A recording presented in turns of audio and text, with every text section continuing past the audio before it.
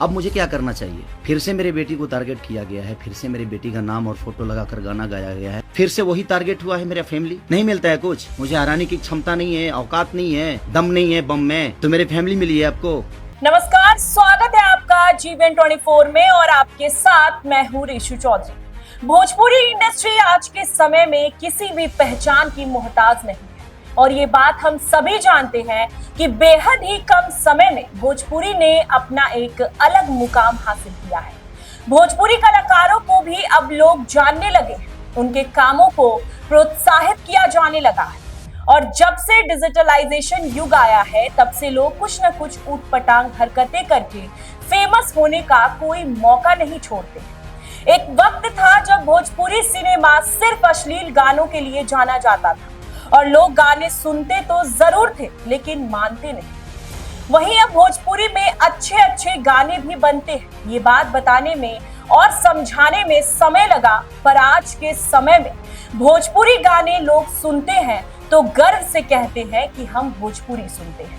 लेकिन भोजपुरी इंडस्ट्री एक बार फिर से सुर्खियों में छाया हुआ है। कारण है एक पिता का उसकी बेटी के लिए मौत।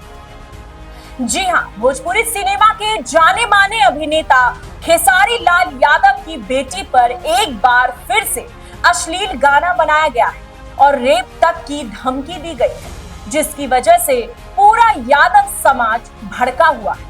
पहले आप ये गाने की बोल सुन लीजिए। खेसारिया के बेटी के ले हमारे भाई बा महला होई बड़ी सुकुमार।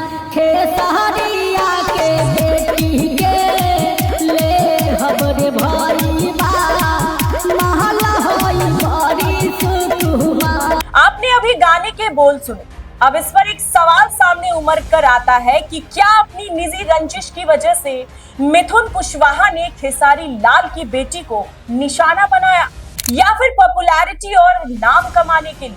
सवाल जो भी हो, लेकिन किसी महिला पर या बच्ची पर इस तरह का गाना बनाना काफी निंदनीय है। वहीं आपको बता दें कि ये कोई पहली बार की घटना नहीं है। इससे पहले भी खेसारी लाल यादव की बेटी पर गाना बनाया जा चुका है। जैसे ही खेसारी की बेटी ने फिल्मों में कदम रखा, तभी से उसको निशाना बनाया जा रहा है।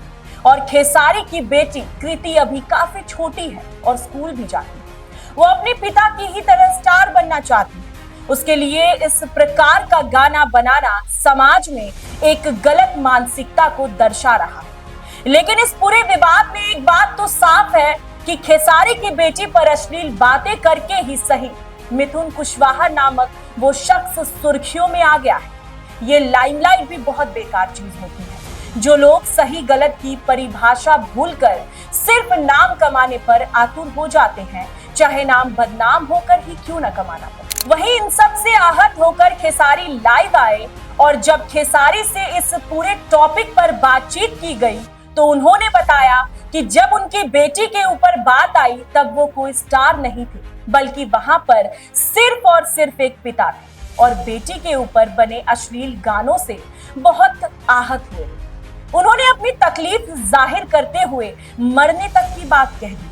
उनके बातचीत में दुख साफ झलक रहा था और साथ ही उन्होंने बयां कर दिया था कि अब जब आप जिंदगी में कुछ बड़ा करते हैं तो आपको टारगेट किया जाता है। शायद यही वजह है कि उनके बड़े नाम होने की वजह से उनकी बेटी को इसका भुगतान भुगतना पड़ रहा है।